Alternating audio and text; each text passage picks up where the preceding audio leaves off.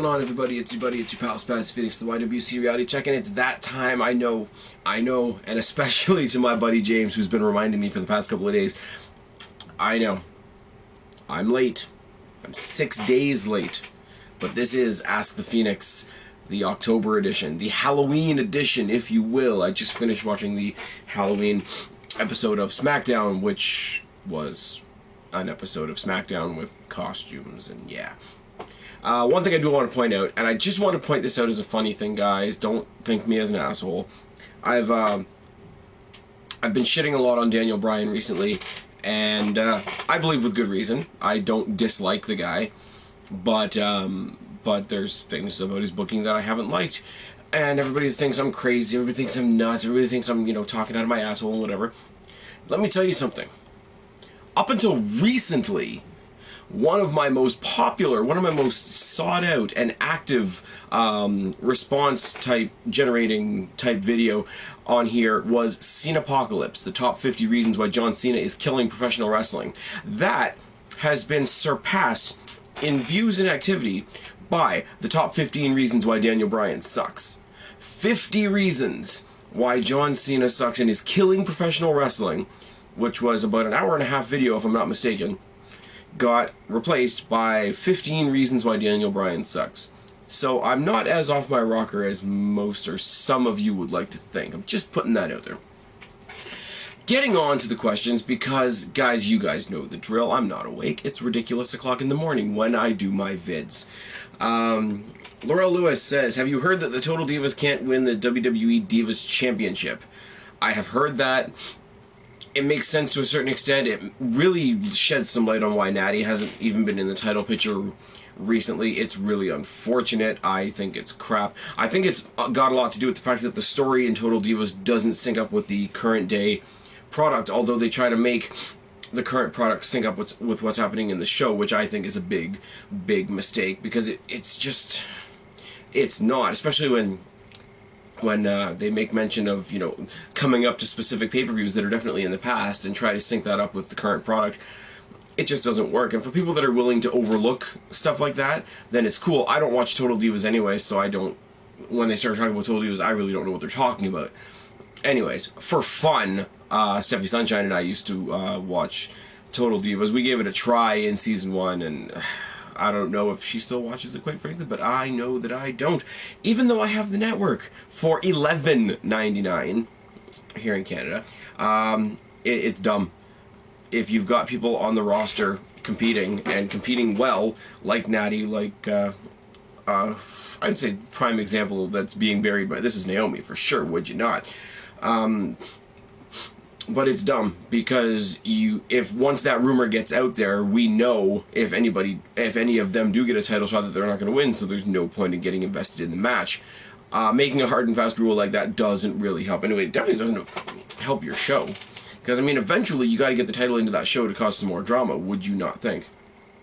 What are your thoughts on Paige joining the cast of Total Divas? The woman that got famous for being the anti-diva is going to be on Total Divas. That speaks for itself. How would you book a triple threat match between Rollins, Reigns, and Ambrose starting after WrestleMania 31? I would have Rollins talk about, especially coming off of Hell in the Cell. These questions were asked quite a while ago, but especially coming off of Hell in the Cell, and Ambrose never really got to get his comeuppance. Ambrose never really got to get his comeuppance on Rollins because of the interference of Bray Wyatt, which is going to give us a whole other separate great feud. I would have Roman Reigns come in. He would try to get his comeuppance on Seth Rollins. He and Ambrose would very much have a rivalry similar to what Ambrose and Cena just had, fighting over who got to fight Rollins. And in the meantime, I would have Rollins do something to piss off the Authority so that they want to punish him. It's like, hey, here's both these guys we were protecting you from, and now we're not going to protect you. You got to deal with both of them. Here, have a triple threat match. These two want to kill each other just to get to you, so we'll let the three of you kill each other, and it'll be good. I like that you say after WrestleMania 31, because that would be a great match for Extreme Rules. Job 2, Tag With or Bury, Divas Edition. Lita, Mickie James, and Paige. Bury is hard on that one, because I like all three of them. All three of them are fantastic in the ring. Mickie James I have a little less of a fan connection with, even though I met her. That's the funny thing. Out of the three of them, she's the only one I've met, and she's the one I'm least connected with. Figure that one out. But I would definitely, I would team up with Lita just because it would be badass, and I have no problem lying down and having Paige on top of me. That's just a thing because I'm a guy and I'm straightening everything down there. Works. Moving on. If John Cena wasn't around, who would be the face of the company starting in 2006? I have to say that of the 2002 OVW crew, it would have been one of the other two. It would have been Orton or it would have been Lesnar if he hadn't left. Not for any particular profound reason. They were the only other two that fit the mold of what John Cena needed to be at the time. Let's be honest, guys. John Cena has to show up, look like a Ken doll, salute like a Ken doll, talk like a Ken doll, say all the right things, and keep smiling. Now, he does that role quite well, don't get me wrong, I won't take that away from him, but other people could do that. I mean, do I see Brock Lesnar doing 300 Make-A-Wishes? No. But there's other people that could have done that. Ziggler, for example. Ziggler came along a lot later. If Shawn Michaels was in better health and he was still in the WWE, Shawn Michaels could have filled that role. A lot of other people. A lot. Cena's not the be-all and end-all. There's nothing... I'll put it to you guys this way. There's nothing that Cena does that somebody else couldn't do. Maybe not the same way, maybe not to the same par as John Cena in the marketing categories, in the public relations categories, and all that sort of thing. They're not squeaky clean like John Cena, but there's nothing as a whole that John Cena does that somebody else couldn't do. Thoughts on SummerSlam 2002? I'm not going to say very much about this. I saw this question and I watched it a couple days ago. SummerSlam 2002, top to bottom, one of the best SummerSlam cards you will see. Period.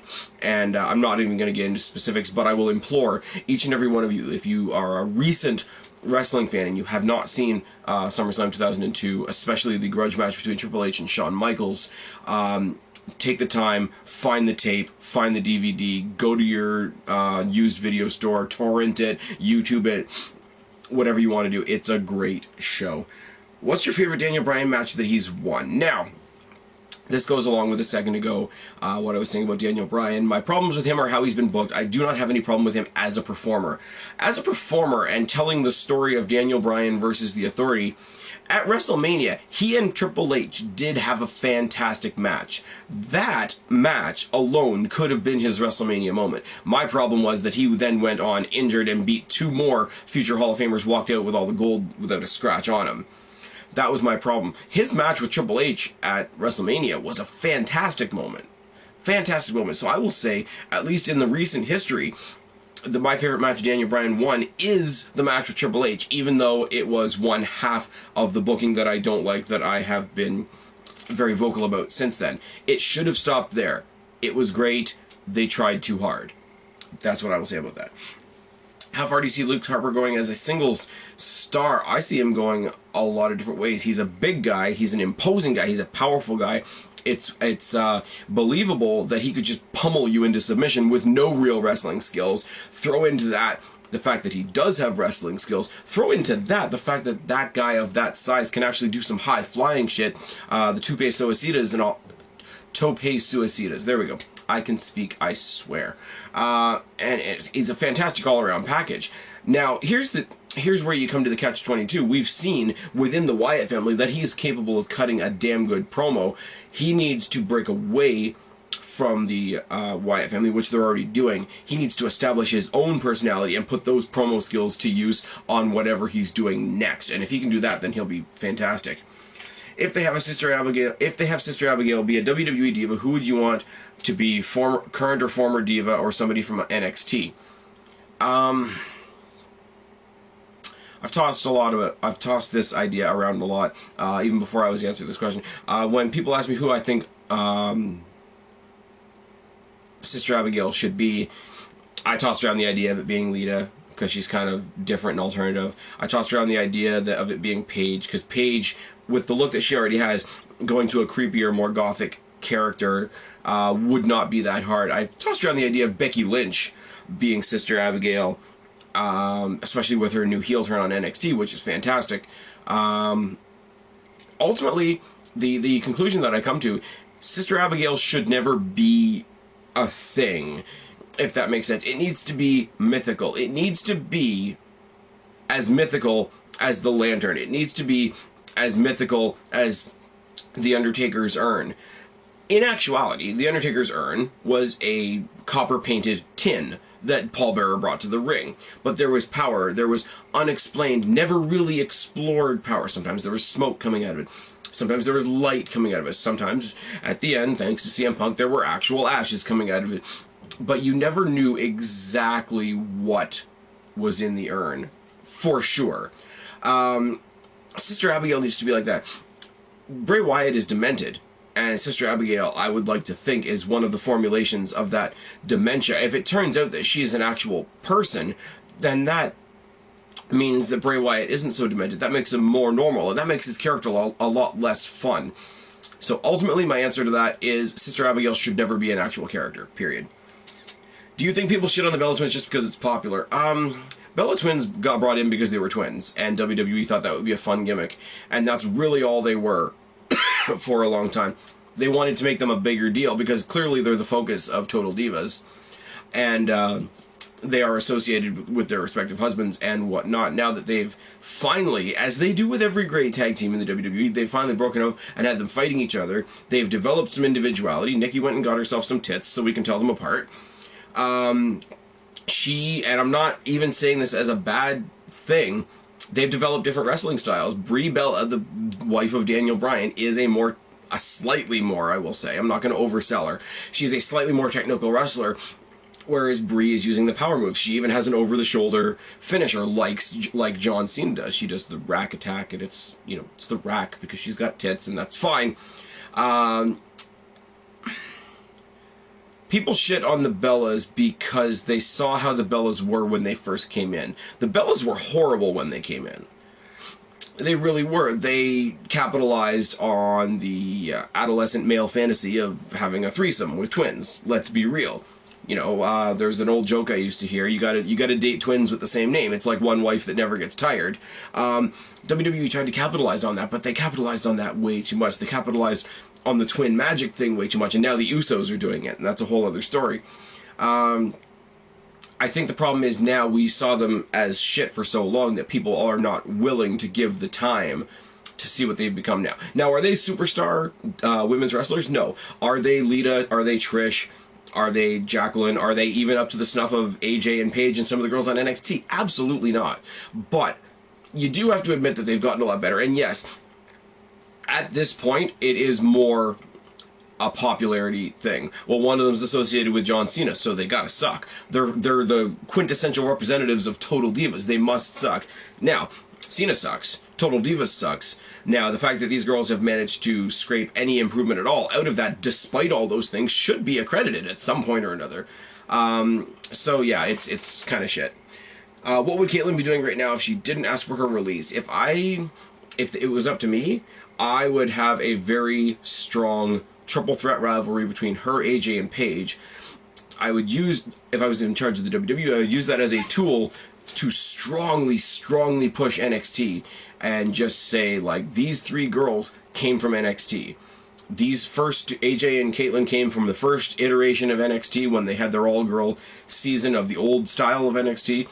And Paige is, the superstar from our new, reinvigorated NXT. You gotta watch NXT because you're gonna get more shit like this. It would be a great feud, and you could have a great story about it.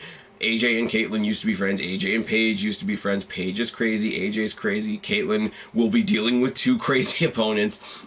The two smaller, more technical girls could go up against the bigger, more powerful girl because Caitlyn's not the best technical in the ring, I will admit. But that could create, in a triple threat scenario, I think you could cover that up, and I think it would be a great in-ring story to tell. Outside of that, as I say, it could be a great promotional tool for NXT. Do you see Karma coming back to the WWE anytime? And if you do, who would you like to see your feud with? Karma's awkward because Karma falls into that Big Show category, and I don't mean that she's not skilled. I just mean, who do you realistically put her up against? If you had Chyna, sure, put her up against Chyna. If you still were featuring Tamina prominently, then sure, put her up against Tamina. if WWE ever picked up somebody like Havoc or ODB, sure, put him up against them, but she was at least twice, if not 3 times the weight of some of the regular divas they have. So not to say that I wouldn't want Karma back in WWE, and not to say that the reason she had to leave wasn't tragic, because it was, and, you know, it tugs at your heartstrings a little bit, but I put the question back to you, what the hell would you do with her? And that's not out of disrespect, and you guys know how much respect I have for women's wrestling in general. I literally can't think of anything convincing that she could do, which is really, really unfortunate. Is John Cena completely to blame for the decrease in WWE's popularity? No, but John, there's a bunch of problems in the WWE. Repetitive booking, childish comedy, overbooked baby faces, lack of new stars, and all that. And John Cena didn't cause all that, but you look at John Cena, and he represents all those things through no fault of his own, but he is, you mention any single one of those flaws, and he is the biggest example of all of them, which is unfortunate. So John Cena's not to blame, but the existence of the John Cena creation by how can I say this? The existence of the creation known as John Cena is to blame for a lot of it. I hope that makes sense. Did you like Melina? I really wasn't into her. I thought she was athletic. I thought she was flexible as hell. I thought her style in the ring, with the couple times that they did like mixed tag matches and whatever, matched up very, very well with Johnny Nitro, who is working in some Lucha Underground promotion now, and I saw a little clip of that, and he still looks great, so if he could come back to the WWE, that would be great. Bring back Melina, and that would be good. I liked her. I think a lot of people saw her as a pretty face and nothing else, and that sort of overshadowed the talent that she had in the ring, because I thought she was great in the ring. Again, like the Bellas, not the best, but definitely better than a lot of people gave her credit for. Would you like to see the Dudleys come back? At this point, because I've been watching them and following them in TNA, I want Bully Ray to come and have a singles run in WWE. I've really got no use for Devon at this point. And I think the same thing can go for your next question. Would you like to see the Hardy Boys come back? If the Hardy Boys come back as a team, great. If Jeff Hardy comes back on his own, fantastic. If you try to bring back Matt Hardy on his own, you will not be able to pay me to give a fuck. And that's just the way it is. Just for fun, name every diva that's hotter than Lana. Every diva that's not Lana? I could go through the list again. Lita, Trish Stratus, AJ Lee, Paige, Gail Kim, Velvet Sky, Angelina Love, Layla, the Bellas. Hell, I'll even say Kelly, and you guys remember what I used to think of her. But that's it. Thank you, Laurel Lewis, for your questions. James Edward Russell. Biggest fan of this Q&A I think there is. Greetings, leader and founder of the Spaz Phoenix Foundation. I really don't know what that's supposed to mean, dude. In the last 3 years since the Summer of Punk in 2011, how far do you think the product as a whole has improved, and how far has WWE come under the leadership of Triple H? 3 little letters. NXT. NXT gives us fantastic matches. NXT has given us a safe haven. Even if Raw sucks, even though SmackDown sucks, even if main event kind of makes you go, meh. Even if you don't like what's going on in the pay-per-view scene, even if you hated Hell in the Cell, you knew you had to wait 3 or 4 days, and you could watch NXT, and there'd be something new and there'd be something fresh there. So I think NXT, not only as an introduction tool, not only as a proving ground and a training ground for all the new talents, it's given fans that are a little tired of the product a safe haven. For 1 hour a week, you can have something else. And that's fantastic. Other than that, we've had great matches. Cena hasn't always been up everybody's asses. All the people that the YWC have wanted to see shine have had a chance to shine. Wyatt, The Shield, Cesaro, Ziggler, etc., etc., etc. The list goes on. Paige and AJ are the women's division right now. You can't really complain. Yes, we've had the Bellas. Yes, we've had the Authority, which is a reboot of the corporation. But you know what? It's done all tongue-in-cheek, to the point where Triple H even has his own version of the Stooges. So you have to kind of laugh it off and look at all the good shit that you're getting. You got Dean Ambrose versus Seth Rollins in Hell in the Cell with interruptions by Bray Wyatt. YWC, what the hell else do you want? With Rock and Triple H being a rumor for WrestleMania 31, do you reckon the Texas Rattlesnake could be part of it? I think he could be there as a guest ref or inserted in the match as a triple threat. And he, for some reason, adds Mark Pearson can go get speared by Batista. Fantastic. Could be match of the night. I want to see Triple H and The Rock one more time for all the reasons I explained in my video with OKFabe. They have the longest standing rivalry of anybody that's even remotely wrestling right now. From Hunter Hearst Helmsley and Rocky Maivia to, you know, the People's Champ and the Cerebral Assassin to DX to the Intercontinental Championship to their fantastic ladder matches, I believe at SummerSlam, don't shoot me if I'm wrong, Intercontinental feud that transitioned right into a World Heavyweight Championship feud and never really lost any steam. Much respect as I have for Stone Cold Steve Austin, A, I don't think he's in the shape to do it, and B, I don't think he's needed in this match, either as a third competitor or as a referee. Do you think Shawn Michaels would consider coming back for one more match if booked with a worthy opponent, Ziggler, Goatface, Rock, or Sting? I don't think Shawn Michaels is coming back. I think he's keeping very true to his word. At WrestleMania, I lost to The Undertaker, and I'm not coming back. He's making all kinds of appearances and whatnot, but I don't think he's going to have an actual match. If they say he's going to have a match, it's going to be part of an angle. And that's about it. If he did, who would I like to see him go against? I wouldn't mind seeing him go against Sting, or he trained Daniel Bryan, so that's obviously teacher-student. The story's right there.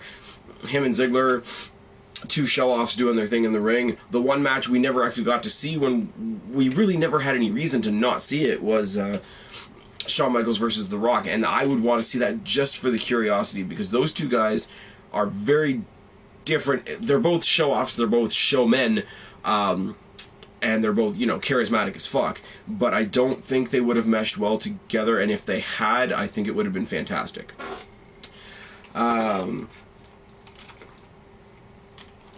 Sorry guys, my throat is dry and we're nowhere near done.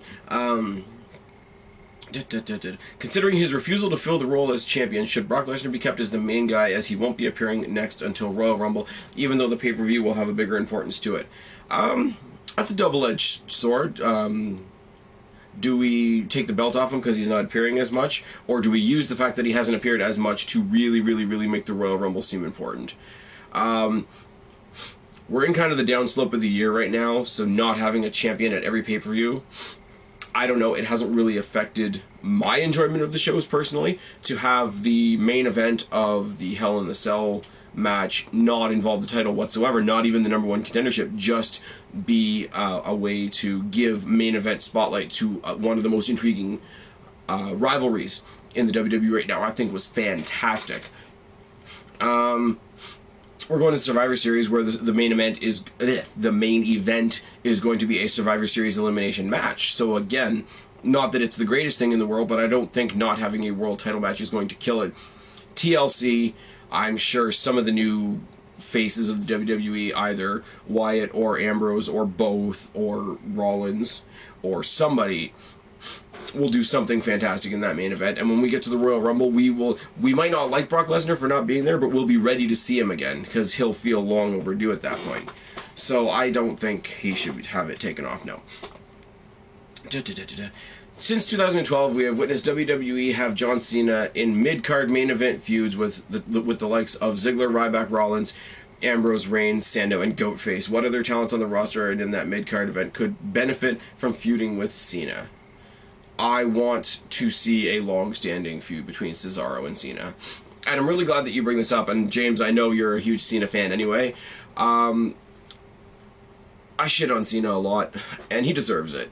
But he has put a lot of people over in the past. He put over Ziggler in the Money in the Bank on a pole match or whatever the hell that they had. In the middle of his Wyatt feud, he gave Wyatt a win. He lost to Daniel Bryan, which I thought would have you guys singing in the streets. He lost. He lost to CM Punk like it was doubling his paycheck. He's lost to people.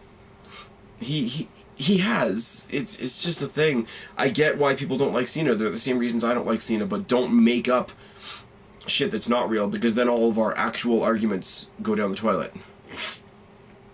We are seeing the seeds planted for Mark Henry versus Big Show at WrestleMania 31 because neither one of them has beaten Rusev. I sense possible heel turn for Mark Henry. Obviously, that's already happened.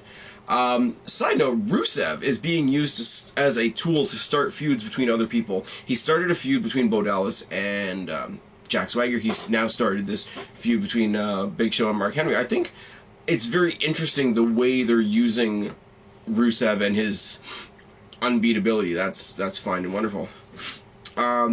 Whether or not they're going to have a match at WrestleMania 31, you guys know I'm not a fan of big man matches, but if you're going to have a big man match, it's going to be Mark Henry versus The Big Show. We've seen it before. It delivers as a short big man match. Make it 5-10 minutes. Does it deserve to happen one time on the main stage? Sure. Let them do it one time. Let them build that the way they built Ryback versus Mark Henry. What was it, WrestleMania 29, 30, something like that? He's got a question in there about the No Holds Barred show, and I'm going to take this opportunity because a lot of people have asked me about the No Holds Barred show. Guys, until further notice, the No Holds Barred show is not a thing. I'm doing other things, Steph's doing other things. She's busy and not even watching wrestling as much as most of us are at the moment because she's got a lot on her plate right now. The structure of this channel going forward for at least the next little while is going to be Raw reviews on the weeks that there's nothing else, and the week of this Q&A, there will be this Q&A. The week leading into a pay-per-view, you will have Spaz and OK Fabe Tackle, and that being the big preview show for the pay-per-views. It's starting a rhythm on this channel. I've got the monthly preview thing with OK Fabe. I've got the monthly Q&A, which you guys are awesome in contributing to. The rest of the time, it's nice to kind of sit back, do a nice little Raw review, do a nice little topical video here and there. I won't be adding much else to the mix right now. I'm always open to suggestions if something really piques my interest, or if somebody wants to do something with me or help them with something. I'm always open to that, but as far as adding whole new chunks to what happens on this channel, that won't be happening. I'm pretty damn comfortable with the way things are going right now. So I know people liked the No Holds Barred show, and I appreciate on one level the excitement about the idea of it coming back, but I'm going to tell you it's probably not going to.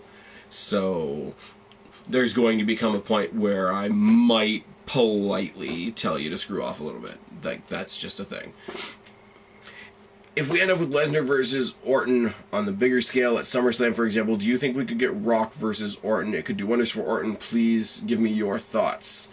Orton versus Rock, third generation superstars going at it, former champions going at it. Orton versus Lesnar, youngest respective champions of their divisions at the time when they won them. They both started early. They both started winning championships early. There's a lot of stories that could be told there. And I think by the time it's all, unless The Rock is completely gone, by the time it's all said and done, he's got to have a rivalry with Orton. Lesnar, Orton will happen as soon as the WWE fully realizes how sick we are of Cena Lesnar.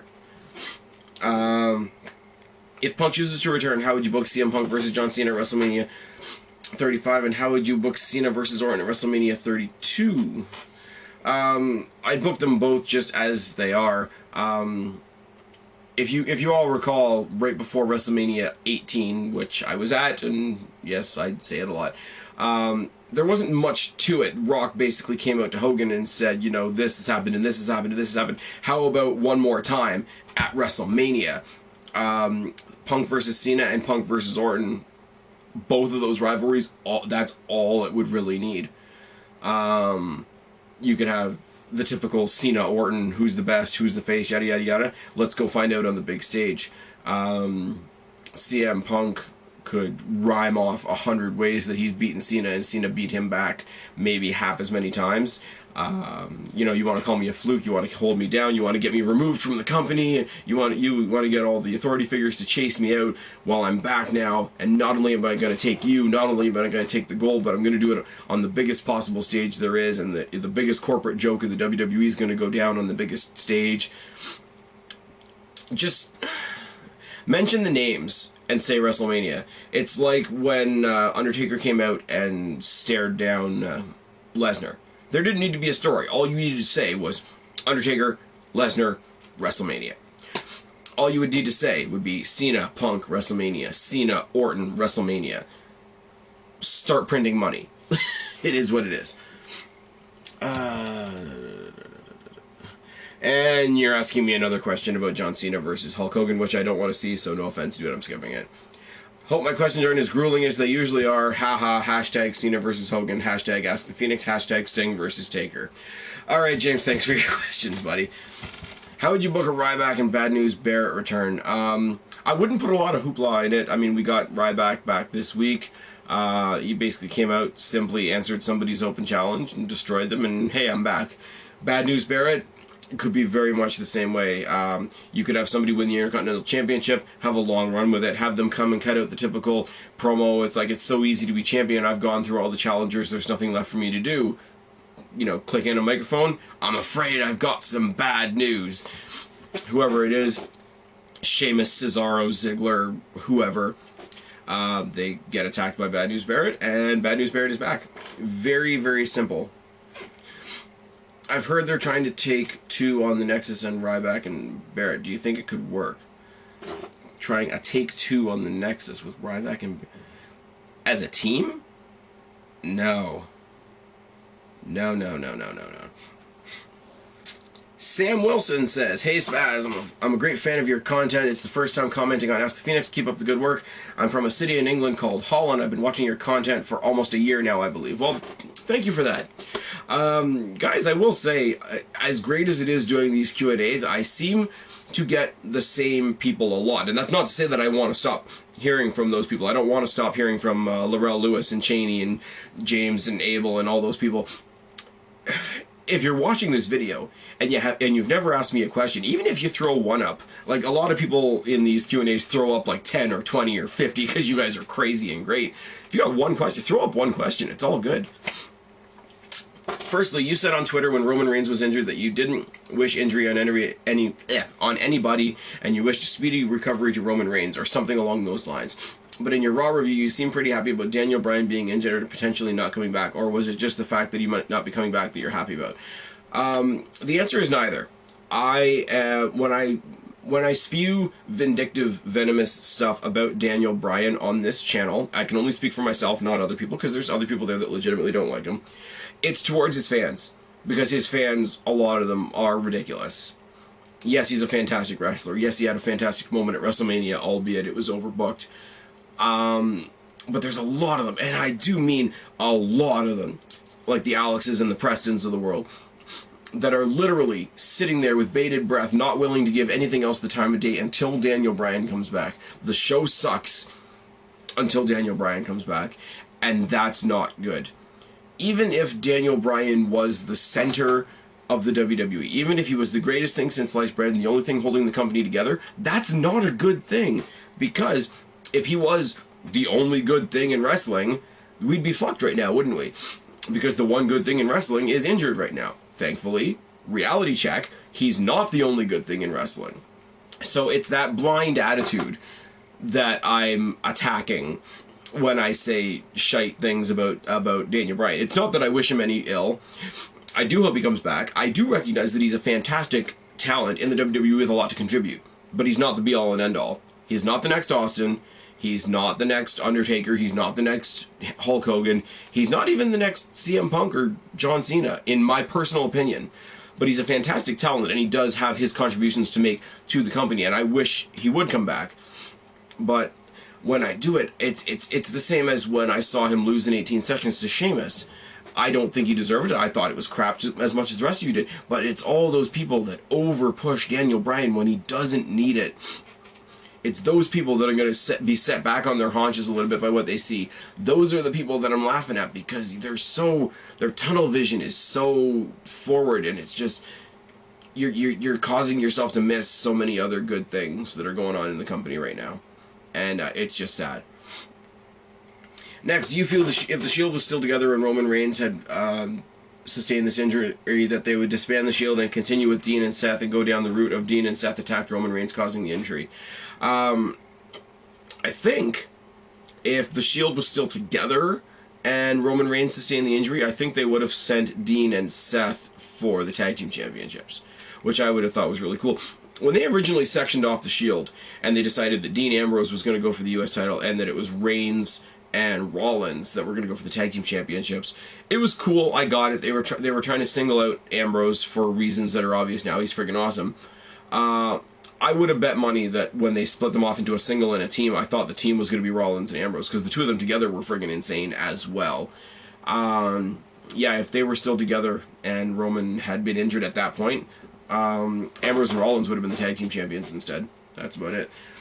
You claim that watching TNA is like narrating a funeral, but in my own and a lot of other people's opinions, TNA has been fantastic in the past 4 months or so, barring Bound for Glory. So for you, what has been so bad? What's been so bad about TNA is that TNA is great, but they suck at getting me to care that they're great. Does that make sense? Like, there's wrestlers in TNA that I'm waiting to have some big, gigantic break, and they can't do it because TNA hardly has any pay-per-views. There's wrestlers in TNA that I'm watching right now that I'm begging and pleading to the wrestling gods will come to WWE because they deserve a big stage. TNA has a fantastic roster that they don't know what to do with. They just shake them up in like a big boggle jug and toss out the dice, and that's your Impact for the week. We're going to have a Battle Royal, and the Battle Royal winner is going to have a title shot, and Lashley's going to destroy them. Lather, rinse, repeat. Up until recently where Bobby Roode won. But TNA has guys, that, as I've said earlier on in this video, like the Dudleys and the Hardys, who for their respective ages and their respective times in the business are still doing fantastic work. Some of them, like Bully Ray, are doing their best work now. And I wish they had that big stage. They're one step away from performing in gymnasiums, and that's not because the roster isn't great. The roster is great. The roster is putting on fantastic matches. TNA isn't giving them the help, or the writers aren't giving those great talents the help of giving us reasons to care that the matches are great. As I said, and it's kind of like the Daniel Bryan thing, please don't take my indictment of TNA as an indictment of the TNA talent. The TNA talent bay, whether it be the ones that are still there now or the ones that have petered off due to financial stuff, are some of the most fantastic wrestlers currently wrestling. So a lot of them are a lot better than a lot of the ones in the WWE, let's be real.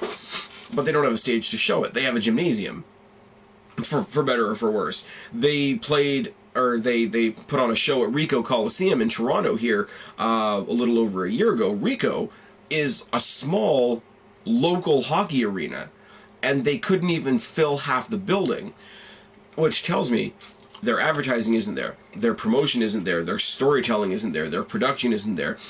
All the things, yes, the wrestling is important, yes, the wrestling talent is important, but you need the flashbang, you need people to know that wrestling is happening before they watch it and say, wow, this is fucking great. So, to make a very, very long story even longer, they have great talent, I'm waiting for them to give me a reason to care. And if they don't give me a reason to care, then they're mistreating that talent, because I wish some of that talent, or all of it, I wish they would just like have a little bullshit tiny invasion story, have the TNA guys come to WWE, WWE buys TNA, lickety split, everybody's done, Dixie Carter can fuck off. Fantasy book Seth Rollins versus Triple H from Hell in the Cell. Fantasy book Seth Rollins versus Triple H in a Hell in the Cell leading up to their eventual match at WrestleMania. Would Triple H turn on Seth or at Hell in the Cell, or tease backstabbing along the way? Who would win, and where would each man go from there? That's... I don't even know. Seth Rollins, he technically won his match at Hell in the Cell with Dean Ambrose. I would have Triple H keep pumping him up as the next big guy, thinking he was going to use him as a puppet. I would have Seth Rollins keep getting a bigger and bigger and bigger head, convincing himself that whatever he achieves, he had done it without the Authority's help, even though it was completely with the Authority's help. I would have them basically facilitate the cash-in. The Authority, rather. 5, 6, 7 on 1, they all take out Lesnar, and Rollins comes in for the very, very bullshit win. He celebrates with the championship, says he doesn't need the Authority anymore, he's his own man, yada, yada, yada. Triple H realizes, I've created a monster, I have to do the responsible thing. Dr. Frankenstein has to kill his monster.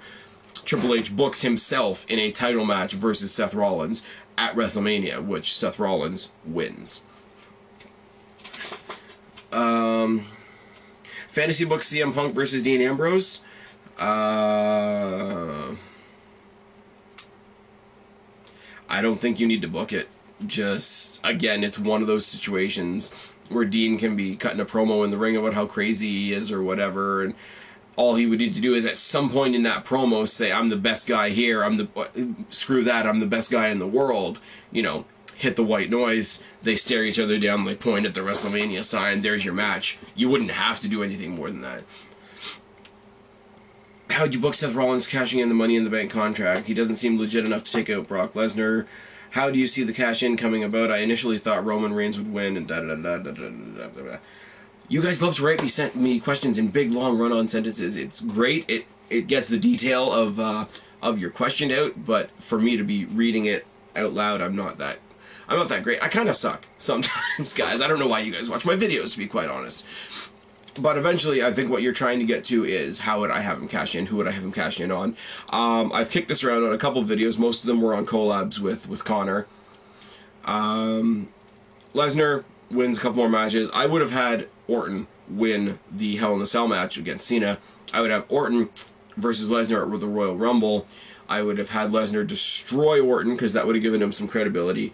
I would have had him stay off for Elimination Chamber, but I would have had him on some Raws with not just the main title contenders. I would have had like regular everyday wrestlers on the roster calling him out on not being there, being a shitty champion, not defending his title, and da-da-da.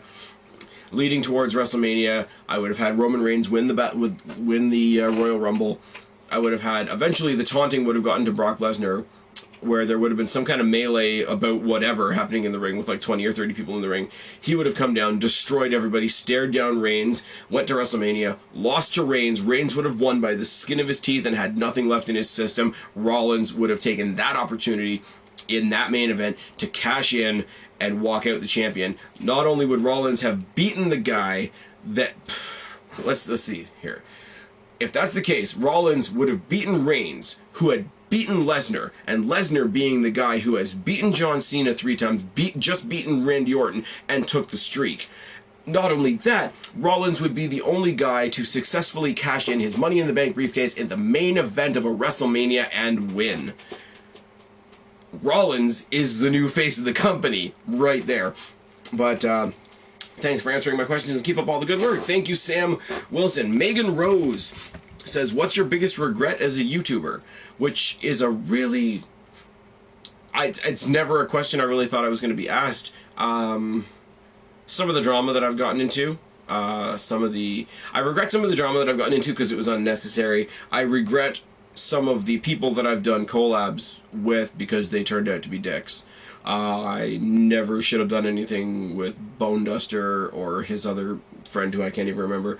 I never should have done anything with Ashton or John or Preston or Alex because those are the Daniel Bryan psychos that will turn on you as soon as you say the product is doing well and cause other shit and whatnot.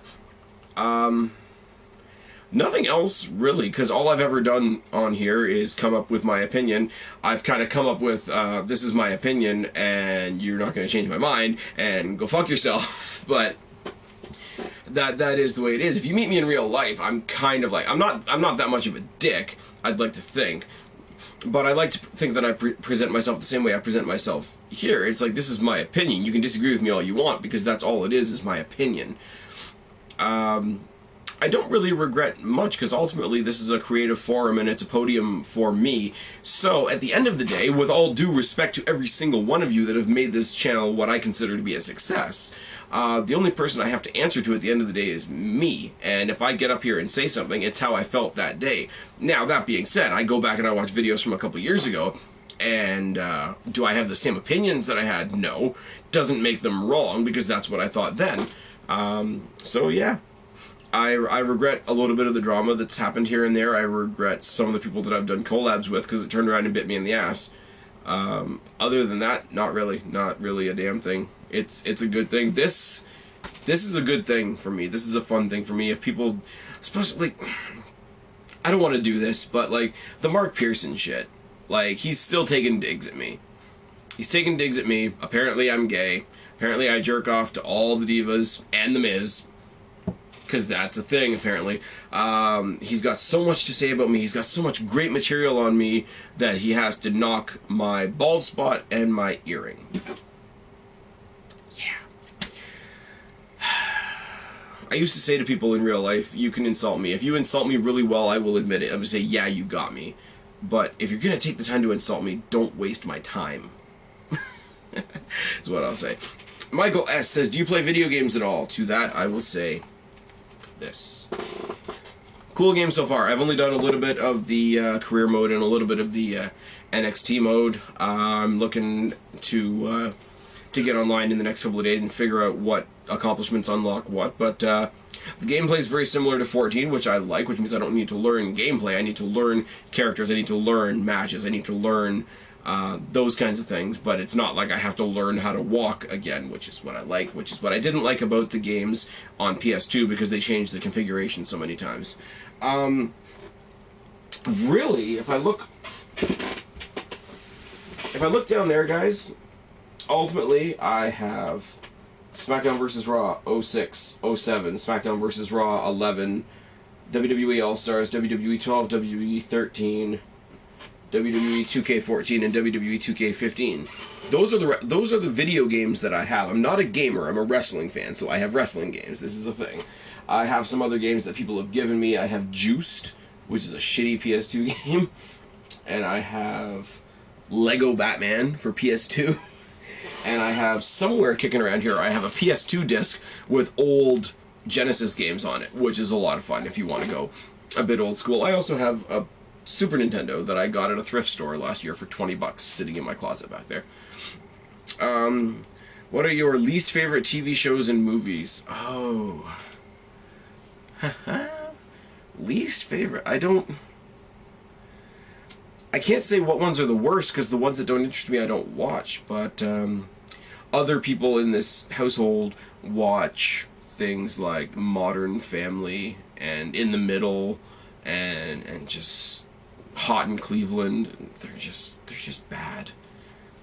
They're just bad. And especially with Modern Family, to have Ed O'Neill, who used to be the dad on Married with Children, which used to be one of, my guilty pleasure comedies when I was younger, it's weird and it's bad, and he got fat and not funny, so it is what it is. I choose to focus on the things that I like. I watch Walking Dead. As you guys know, any of you that have followed the Walking Stuff and Dead Things series that me and my buddy Bird are doing on this channel, it's great. Walking Dead is the only thing I can say I watch as much as wrestling. I'm watching Gotham this year, which is cool. I'm watching How to Get Away with Murder this year, which is cool. I watched the two tattoo shows on Spike, one Ink Master and Tattoo Nightmares, just because they're funny. They really, really are. They're just funny. Most of the rest of the time I'm watching movies, or I'm out at the movies, or I'm watching wrestling. Yeah, that's it. Cheney815 says, it's a good thing I got caught up on Walking Dead in time, so I guess you're watching Walking Stuff and Dead Things, which is awesome. Please spread it around, because I can't really spread Walking Dead videos in wrestling forums. They don't really like that too much. Brock Lesnar, if Brock Lesnar was defending his title at the pay-per-view and they brought back the Armageddon Hell in the Cell, who would the 5 contenders be? Probably the 3 members of the Shield, Orton, Cena, and Lesnar. Maybe throw in Bray Wyatt if Roman Reigns wasn't healthy. On average, how many matches should a Big 4 pay-per-view have? Big 4 pay-per-view should have, I'd say, about 9. WrestleMania, because you have that extra hour and a bit, can get away with 11 or 12, depending on how they're spaced. Because you got to remember, guys, a long match doesn't always make a good match. Like I said with Big Show and Mark Henry earlier, it's a great big man match. If you're going to have a big man match, which I don't like, have Big Show versus Mark Henry, have it be short, have them do a couple of really, really impressive spots and get out of there. So there's certain matches that are better if they're shorter. You can get a bunch of those matches on a card. You can get more guys on the card, more variety. There's more things for your audience on that card. Now, when that goes the other way and it ends up taking time away from a match that could have gone longer, then you run into a problem. But I'd say WrestleMania, you could do 11. Big 4 pay-per-view, you should have 9. In between, like B pay-per-views should be between, I won't say 6, but 6 on the low end, and between 6 and 8. I mean, then you've got things like the Royal Rumble, which is going to be a couple of matches, and then the Rumble match, because it is what it is. You could have a pay-per-view where they're having an Iron Man match, which also throws everything out of whack. So there really isn't a standard, but if you're wanting to set a rule for the Big 4, I'd say 9. 9 is a good number. What is your favorite Firecrotch fella match that he's won? I love that you guys use my nicknames for people in the questions. It just tells me that you guys have been watching the videos for a long time, and that does really, as you can see, put the most ridiculous smile on my face. My favorite Sheamus match that he's won is the match when he first beat John Cena for the title in the tables match, just because I was vindictive at the time and he beat John Cena. What is your favorite Miz match that he's lost? Now, you're not going to like my answer, but my answer is the match that he had with John Cena at WrestleMania for the WWE Championship. Now, you're going to tell me that he won, but he wasn't the focus. Ultimately, the fact that he won didn't matter, and he was laid out by the host. I call that a lose. I really, really do. But I say it's my favorite loss of his because he carried John Cena to a great match, to the credit of The Miz, and to the credit of me, who says, look, The Miz deserves to be in the main event, and everybody else saying fuck off. He did. Anybody that tells you John Cena carried that match is full of shit. Oh, yes. The gator, the bull, and the bunny. You gotta cook one, you gotta cook and eat one, you gotta use one for clothing, and you gotta mount one on your wall. I gotta imagine that a bull would be close to a steak, so that's what I would eat. The bunny would probably make good slippers, so the gator's head is going on my wall. I warned you about this on OK Fabe's Q&A, but here it is. You have to choose 2 wrestlers to go into porn, one male and one female. Well, I'm not choosing a male porn star, because that's weird, and I'm not going to choose a guy in general. But just because it was his gimmick, I will say Val Venus. How about that? The female would be Paige, I guess. But at the last second, I would pull a porno industry coup, and I would replace Val Venus with Lily Cade. And if you don't know who Lily Cade is, go Google her. I'm just saying. What are your favorite features of the WWE wrestling games? Any of the creation modes. Creating your match, creating your venue, creating your arena, creating your championships, and ultimately creating your characters. Me, I've always gone into any wrestling game, and I'm going to do it on this one too.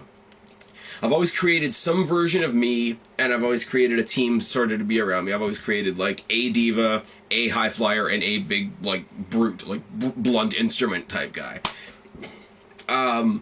They've always been pretty nondescript because they've just usually been made to fit those molds, and then I've spent time on my character, obviously, because, I mean, look at me, I'm awesome. Since it's Halloween time, Job, Team, and Barry, Mike Myers, Freddy Krueger, and Jason Voorhees. Haha, this is interesting. I'd bury Freddy Krueger because he's not alive, so he would just come back. I would job to Michael Myers because he's a classic, and I would team with Jason Voorhees because, you know, he's got the hockey mask, so clearly he's into team sports. There's no logical way for me to answer that. Come on. I'm not exactly asking for the draft to come back, but which 5 wrestlers would you make exclusive to SmackDown? Cesaro, Ziggler, Reigns, Rollins, and Tyson Kidd. Just saying. What stipulations should a proper 3-stage of Hell match consist of? The first one should always be a regular match. It should start off regular. The ones that don't are just weird. The next one should be any incarnation of the hardcore match, be it a Falls Count Anywhere, be it a straight up weapons brawl, be it a I don't know, Falls Count Anywhere, I Quit, even though I Quit is really something that should finish a match, but anything that is still a match, just with less rules. The third should introduce another element, be it Hell in the Cell, be it a steel cage, be it a ladder, I guess, if it's for a title. And if some guy wins 2 straight and it doesn't go to the third fall, you could just bring down the belt, couldn't you? So yeah, there's your basic formula. The first one should be a regular match. The second one should take away any rules. The third one should add an element. As I say, be that Hell in the Cell, be it a cage match, be it the Punjabi prison, or something on a pole, or ladder match, or any of those. Thank you for those, Cheney. Zohan. Oh, dear Jesus. Zohan sent me 55 questions. We're already 30... the counter's already reset. I don't even know how far we are into this video. What if WCW built up its younger stars to be the next generation main eventers? Would they still be around today? I don't think so. Because no matter how good the talent is, it's backstage problems and backstage politics that took down the company. So unless you were going to get rid of the big names that were causing that drama, those things were going to happen. But if you didn't have the big names, you wouldn't have draws. So that's what would kill you. I think ECW was a vicious cycle that snowballed and eventually hit the bottom of the hill. It really did. What is the best era? Oh dear. Territories, Rock and Wrestling, New Generation, Attitude, Ruthless Aggression, Attitude Era, or PG Era. I'm going to give you the cop-out answer on this one because it also happens to be true. Every era had good shit and every era had crap. The Attitude Era had Austin versus Rock, and it also had the Hurricane and the SHIT. Now we have Ambrose versus Rollins. We also have the Bunny. So each one of those eras, even some of them I'm not even going to speak to because I'm not particularly familiar with them, and that would not be fair. Every era has a sliding scale. It really does. You can say now we have more constraints because of the PG. You can say before they were too reckless because they were doing a lot of hardcore matches. Every realm had its good and bad. You can't answer that unless you go inside each and every single person's head because everybody looks for something different. Are you looking for the technical? Are you looking for the hardcore? Are you looking for the high flyer? Are you looking for the women? Do you like specifically tag teams? Do you like big factions? Do you like specific pay-per-views like the Rumble or King of the Ring? Are you somebody that misses King of the Ring? Are you somebody that waits all year for Survivor Series? Because I kind of used to be like that. Not a lot of people are like that. It's really an impossible answer. Is John Cena good or bad for wrestling? John Cena is the best and worst thing in the WWE right now. And again, it's one of those things that probably sounds like I'm giving a cop-out or a smart-ass answer. He is everything that the company needs him to be. He is nothing that the fans need him to be. And I've already spoken a lot about that in a previous question, but that's... Can women's wrestling ever make money? Yeah, if they ever booked them to feel important. If they ever booked them to not... You know, and I'm not going to get on a big feminist podium, obviously, but if they ever booked them as something more than just sex objects, if they ever booked them as anything more than valets or somebody else's girlfriend or, you know, typical crazy chicks, whatever, absolutely they could. Lita and Trish Stratus main eventing Raw was a huge deal, and it was long overdue, and it's something that should happen again, but it should only happen when two girls like Trish Stratus and Lita have earned that spot. There's guys on the roster now that are never going to main event Raw, that are never going to main event SmackDown, unless it's part of a Battle Royal, that are never going to main event a pay-per-view. So if they take some divas, or some, like, even you could even say the same thing about the tag division. One of those divisions that's a little lower, seen as being a little lower on the totem pole, they do deserve the chance to be there, but they also have to take that chance and earn it. But yeah, I think you can make money with women's wrestling. There are women's wrestling companies out there. Not that I watch them, but I know they're there. This is a broad question, but what is the greatest match ever? You're going to get a different answer from me every single day on that right now, because I kind of got hardcore on the brain. I'm going to say Mick Foley versus Edge, hardcore match at WrestleMania 20, I want to say either 2 or 5. Again, you guys know I'm bad with dates. What if Hogan had quit wrestling after his first training session? Somebody else would have become the face. Do we know if it would have been as successful? No. But it's the same as if there was no John Cena, somebody else would be in that spot. I don't think... Hogan played a huge role in wrestling becoming mainstream, and I don't want to downplay that, but somebody else would have done it. Wrestling as a whole would have become a thing. What if Shawn Michaels thought Hunter Hearst Helmsley was a dork and told him to stop hanging out with him and his friends? You wouldn't have DX. You may not have Triple H running the company right now. because I'm not saying Triple H or Shawn Michaels handed Triple H over to Stephanie McMahon and said marry him, but if there was no DX, you never would have had the fake wedding, which wouldn't have led to the real wedding, and such and such and such. If you had to erase Chris Benoit from history, who would you have had won the Royal Rumble in 2004 or main event WrestleMania in the triple threat spot with Triple H and Shawn Michaels? I can't even give you an answer as to why, but I would have given Billy Gunn a shot. That's the first name that comes to mind, and I can't even tell you why. What if the roles were reversed at WrestleMania 3? Hogan turns his back on the fans and joins the Heenan family. Andre tries to reason with him and challenges Hogan for the belt. It still would have been just as big a deal, even if Hogan was a heel, for him to slam Andre the Giant, purely on the basis that it was the biggest thing that anybody had ever seen at the time. Right at that moment, it didn't matter that Andre was the bad guy and Hogan was the good guy, if you want my honest opinion. Cesaro was technically a heel when he threw Big Show out at the end of the Andre Battle Royal. It didn't matter what he did. Literally picking up the Big Show, throwing him over his shoulder, and walking with him out of the ring was a fantastic feat. It's something people will remember. It doesn't matter that he's a bad guy. It doesn't... There's certain matches where your alliance doesn't matter. Hogan was a heel going into Hogan versus Rock at WrestleMania in Toronto here. Didn't matter. Didn't matter. Rock still got booed out of the building. What if Rob Van Dam hadn't been busted for drugs? How long would his combined WWE CW championship reign have lasted? As long as it was booked. Which former WCW wrestler in the 90s do you think would have a chance of making it today? No idea. How would you book Jeff Hardy and John Cena in a match at WrestleMania 31? I would have it be a clash of characters. John Cena is the squeaky clean corporate guy that never does anything wrong, always has a smile on his face. Jeff Hardy has had flaws. He has had faults. He has had drug and alcohol issues. He has had major issues with his house burning down, losing his dog. He's had family feuds that have become very public. I'm sure at some point along the way he was caught up in the debacle between Adam Copeland and Amy DeMoss and his brother. He comes out, he's colorful, he doesn't have proper wrestling gear, he's got the baggy pants, I get it, I wear trip pants too.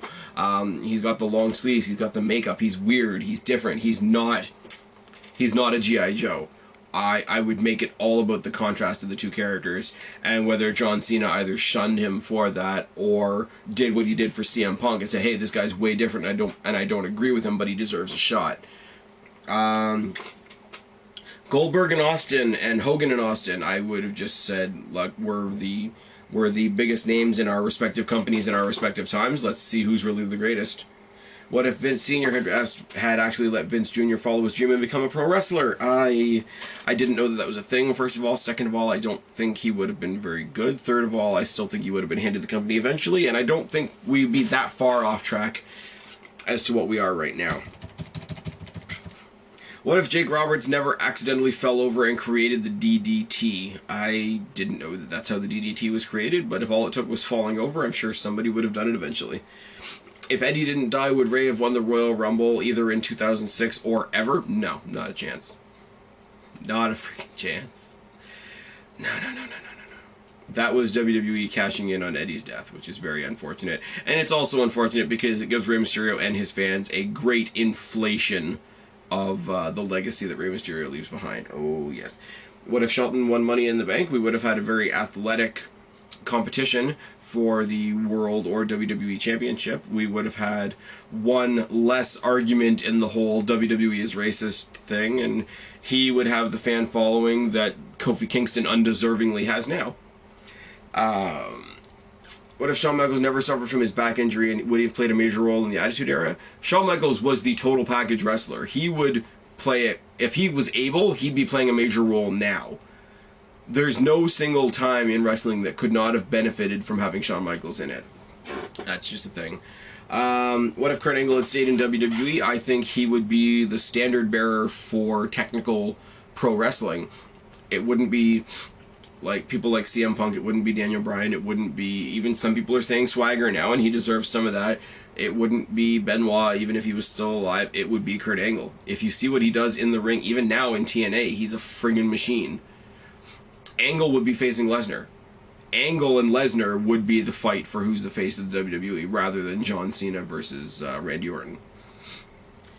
Question about Russo, who I don't know much about, so no offense, I'm going to skip it. Is Brock Lesnar right? Would John Cena have been as big a star if Lesnar had never left? No. Believably, especially back then, believably, who would have beaten Brock Lesnar? Nobody. Nobody, including John Cena, because John Cena was a goofball when he started, remember? John Cena was a rapping white guy that thought he was black gimmick. There's no way that that would have beaten Brock Lesnar. Or it shouldn't have, anyway. What if WWE CW had succeeded? I think they would have still partnered up with... do you remember close to the end of the WWE CW thing, they had a talent exchange going on with SmackDown? I think it would be very much the way that in the Invasion storyline, WCW and ECW teamed up. I think SmackDown / ECW would have been a team, and the two of them together would have tried to take on Raw and lost, because Raw is the WWE in that equation. What if ECW had never existed? We wouldn't have hardcore wrestling as we know it now. I didn't watch a lot of ECW at the time, so I can't speak to a lot of specifics about ECW from back in the day, but I will say the wrestlers that I know from ECW, they all had that element. I'm going to include Chris Benoit in this, even though that's kind of controversial, but Chris Benoit, Tajiri, Eddie Guerrero, Rhino, the Dudleys, Spike Dudley, Sandman, Tommy Dreamer. Not all the greatest wrestlers in the world, but they had that X factor, that other element that made them unique. When I started seeing guys in WWE / ECW, I kind of got to the point where it's like I'd never seen ECW, but I could kind of know if I saw somebody for the first time that they were from ECW, because they had a particular intangible, like a way of doing things. And I think wrestling would be completely different now. Top 5 failed wrestlers, and by that I mean somebody who WWE hyped up big time and didn't live up to the hype. I say the examples you give are Karma, Chris Masters, Vladimir Kozlov, Sin Cara. Original Sin Cara, Damian Sandow, Ryback, Sheamus, Wade Barrett the first time around.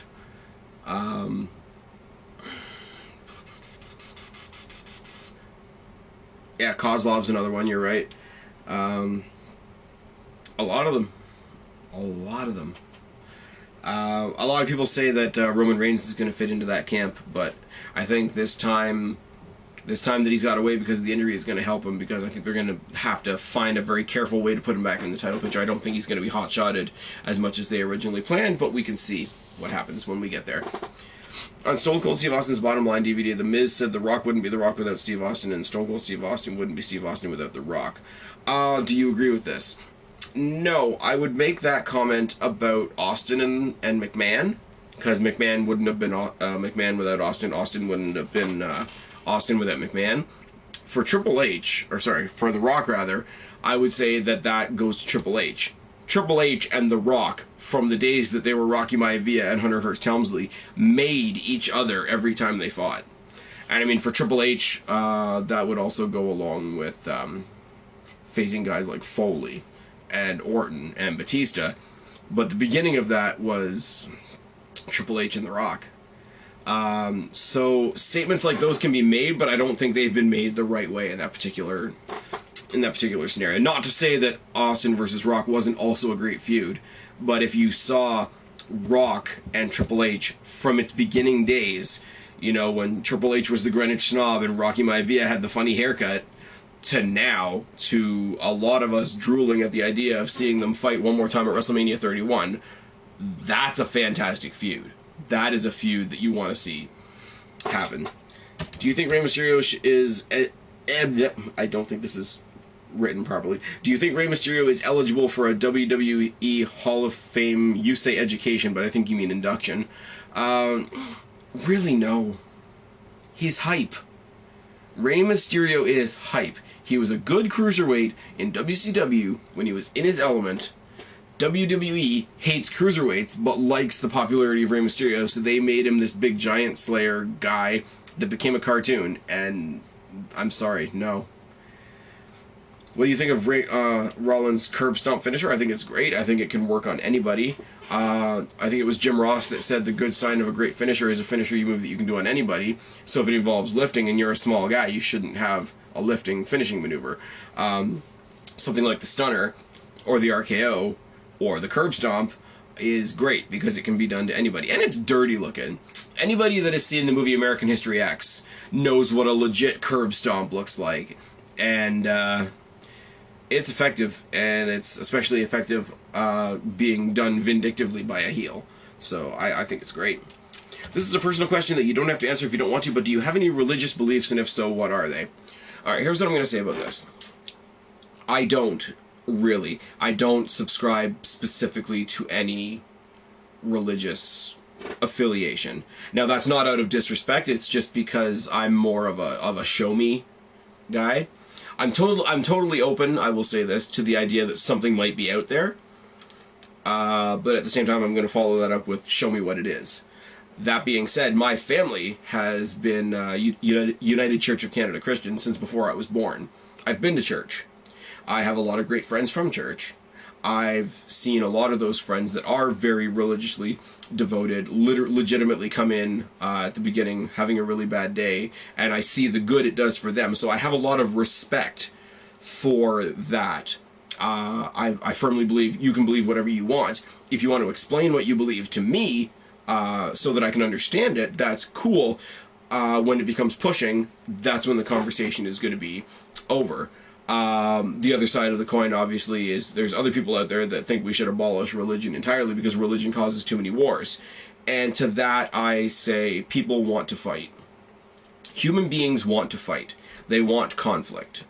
Religion is an easy thing to fight over. If you took out religion, we would then fight over race. If you took out race, you would fight over color. If you took out color, people would fight over language or ethnicity or country of origin or gender orientation or sexual orientation.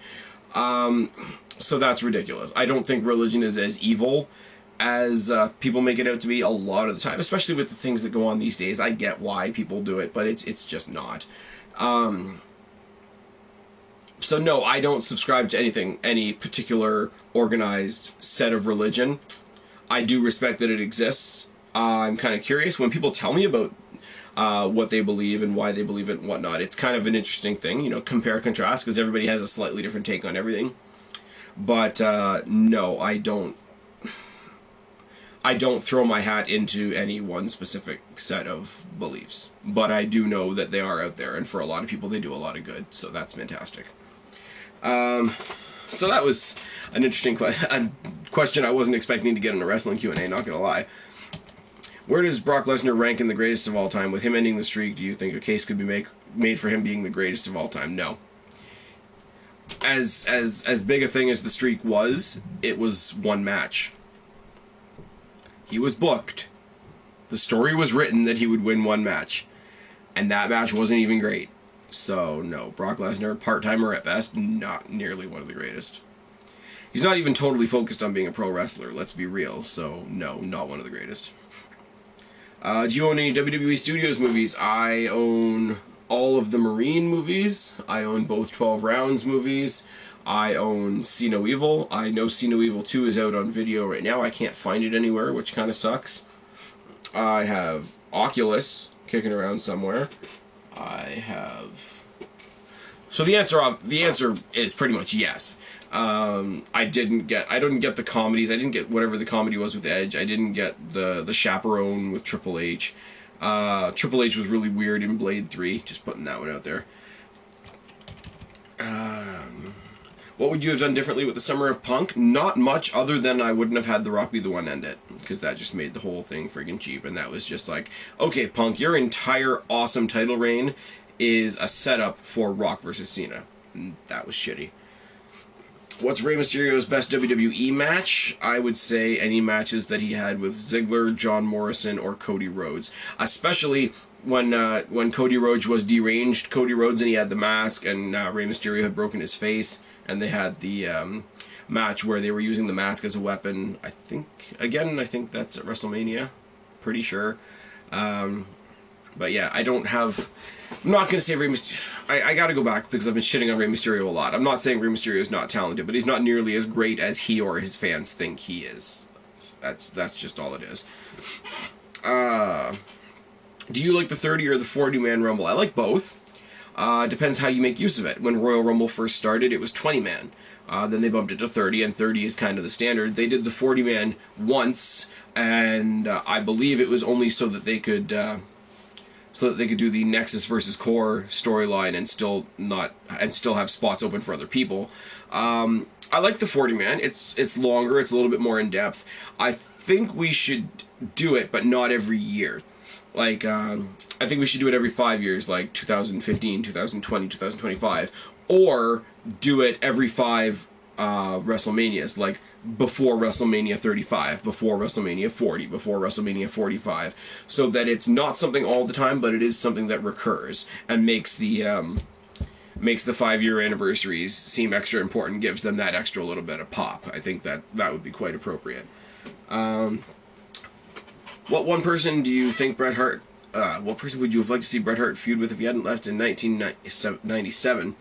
I'd like to see him go against Daniel Bryan now, if he was still in the shape to do it. Any wrestlers you loved as a kid but you can't stand now?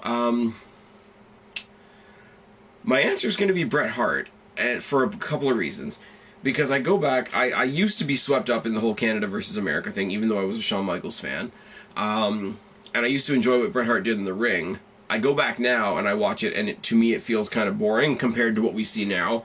But he really wasn't as great on the mic as I remember him at all. I remember being a kid and thinking, like, I can't wait to see Bret Hart tell somebody off. I literally used to think like that. And, you know, he's going to be going into a feud with this guy. I bet he's going to tell him off real good. You go back and you watch some of his promos now, and they're horrible. And now when he comes back, and it's only for a publicity spot, because you know he's not going to wrestle, and the promo is horrible, yeah, it's going to be Bret Hart, unfortunately. Going down. Why does Randy Orton have voices in his head? Because he's always listened to Triple H, Evolution, now the Authority. He's always been a guy that was really, really big, but we were always reminded that there was somebody bigger. Like Orton was big, and there's always been Triple H. Even if they weren't in a group together, you remember them being in a group together, and you remember that Orton was here and Triple H was here. You now know that Orton and Cena, as equal as they felt at one point, is now Orton here, Cena here, and Orton trying to get back up to him. So he's got voices in his head because he needs to not be number 2. That'd be my answer. Why can't we see Cena? I think that's the biggest bit of false advertising ever. Cena comes out promising that we're not going to see him, and we do, and that's unfortunate.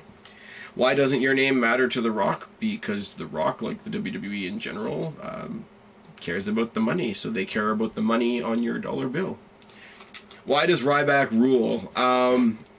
Ryback now is in a very funny spot because he's back being face, he's back being a fun character, and the fans are going to decide where Ryback goes from here.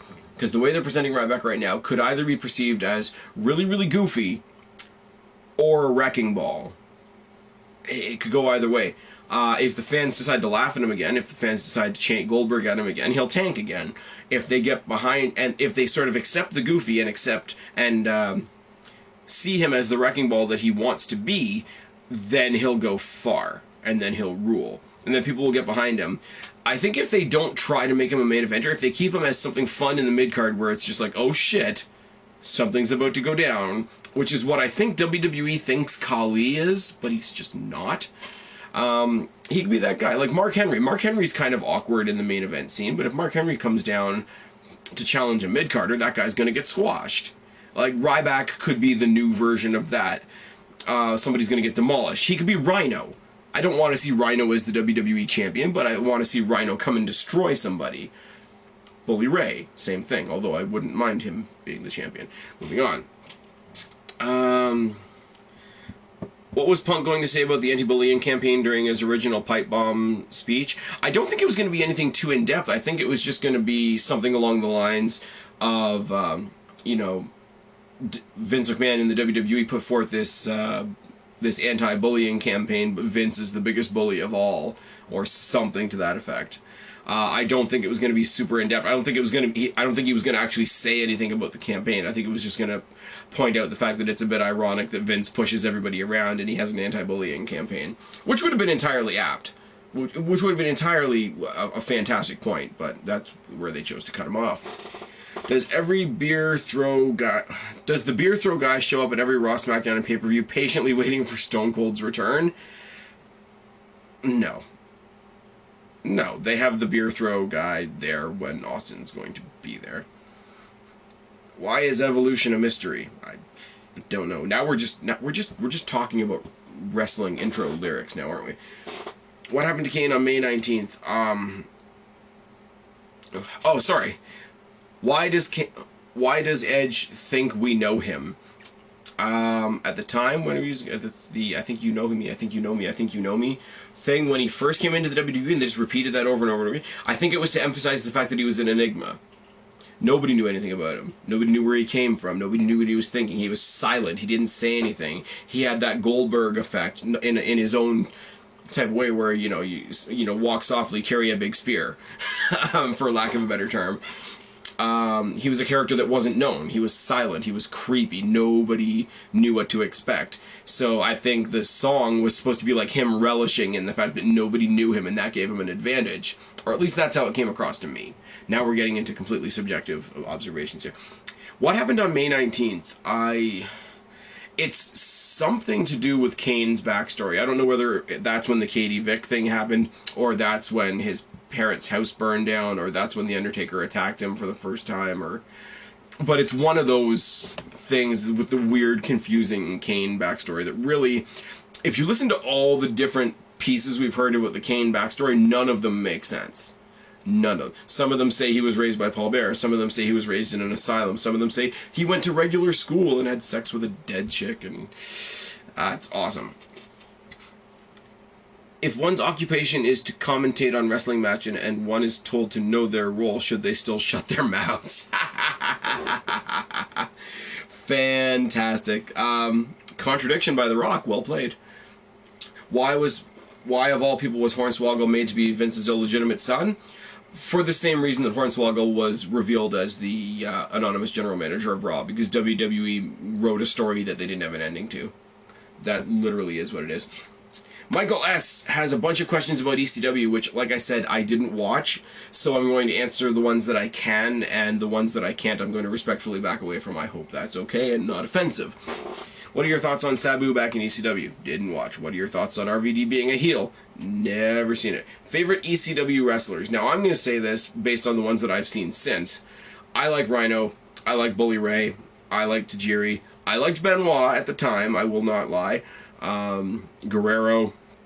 I like Taz, even though we only saw him for a short time in the big stage, in the big scene. If you could tag with someone, kill somebody, and bury somebody, and job somebody in ECW, who would they be? I don't know. I don't know enough about the roster. Who was a better talker, Stone Cold, CM Punk, or The Rock? Depends. If you had asked me when I was a kid, when The Rock and Stone Cold Steve Austin were in their prime, I would have said it was a tie between the two of them because they gave you two different things that you wanted. Rock entertained you. Stone Cold Steve Austin spoke like a common man and felt like he was speaking for you. So he was speaking in a way you could relate to. Rock was speaking... I'm gonna sneeze again. There we go. Rock was speaking in a way that entertained you, while Austin was speaking in a way that you understood, which is great. And both of them were really rebellious, and when you're young, that's what you want to hear. You want to get behind the rebellious guy who's going to stick it to the man. Whereas now that I'm older, I've watched wrestling for a long time, I've learned a little bit about the backstage stuff, not a lot. I can appreciate what CM Punk brings to the ring. So now, at the state that I'm at now, I'm going to say CM Punk. Back in the day, I will say Austin and Rock as a tie, because they were what I needed as a young wrestling fan. Who's a better high flyer? Sabu, Shane O'Mac, RVD, or Seth Rollins? Seth Rollins by a long shot. Out of the three Shield members, who's going to get the weakest push? I don't think any of them are getting a weak push right now. Reigns was getting pushed into the title picture before he got injured, and the other two are being pushed into the most prominent feud on the current product, so I don't think you can say any of them are getting a weak push. Top 5 technical wrestlers right now in the WWE. Okay. I would say Cesaro, Ziggler, Ambrose, Rollins, Zayn, maybe? But that's just off the top of my head.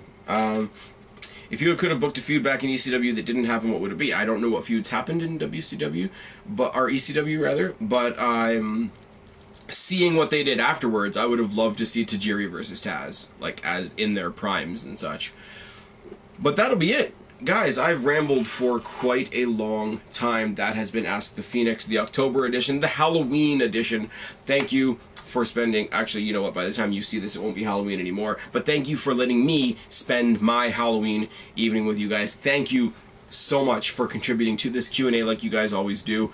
As I said before, the ones that like this Q&A and haven't really tossed up a question for whatever reason, I really do encourage you, have your voice heard for the first time in this series, because this is the series that's kind of easy for me because you guys are giving me all the material.